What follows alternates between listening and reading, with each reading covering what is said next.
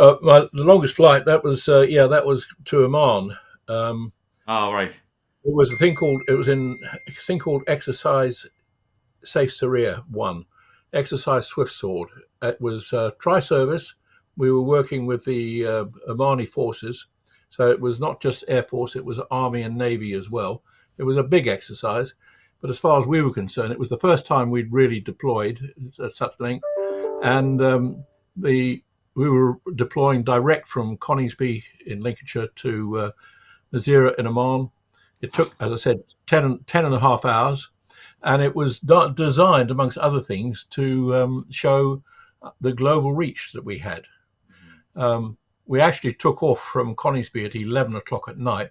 It was 4 aircraft went down, and so we had the first 6 hours of the trip down were at night, Oh, God. um, which is, you know, night is more challenging than day for a start. But when we got, remember and going over France, you've always got probably French air traffic in those days to sort of deal with. Although going with the tanker looks after you. The tanker is known as mother, and we the fighters are chicks. Chicks, yeah. But it did get interesting down over the Mediterranean because it was very stormy in the Mediterranean. So there we were, a tanker and four chicks with electric storms all around us, trying to avoid them as best we can at night. It was a challenging situation. And we wouldn't go down with the same tanker all the way because, you know, a tanker would take us down and then hand over to another one.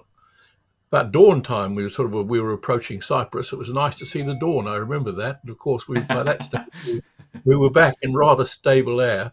And the then Commander in Chief of Strike Command, Air Chief Marshal Peter Harding, Sir Peter Harding, who I knew very well, he'd said to me, "Rick, you know, you've got to be there at 9:30 in the morning. The VIP sort of we'll be expecting you there. We'll be in the stand waiting, and you better not be late." Well, we weren't late. We were there. We were there to the second, I'm pleased to say. Wow. Really? So that was, but that was at the end of a 10 and a half hour flight. Yeah, it was nice to get out of the cockpit, shall I I can say. imagine. Good stuff. We were greeted, and so Peter himself came and sort of said, great to see you guys here. Congratulations. And we were a new aircraft.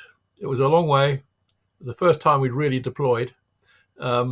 And in fact, even before that, because to make sure we were used to long trips, we actually we did some training back in the UK, sort of day into night sorties with the tanker aircraft. We go around the UK on long 6 or 7 hour sorties, Wow. just to sort of get ourselves familiar with the sort of the environment and the time taken. Hmm. So that was a pretty important mission, and it was great fun down there. Oman is a beautiful place.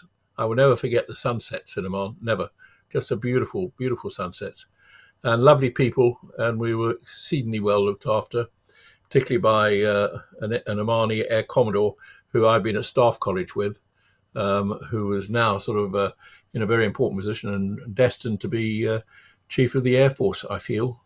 Unfortunately, Wow. he died. He died not long after we Ah. met him down there in an aircraft accident, which was very sad. Good man. Mm.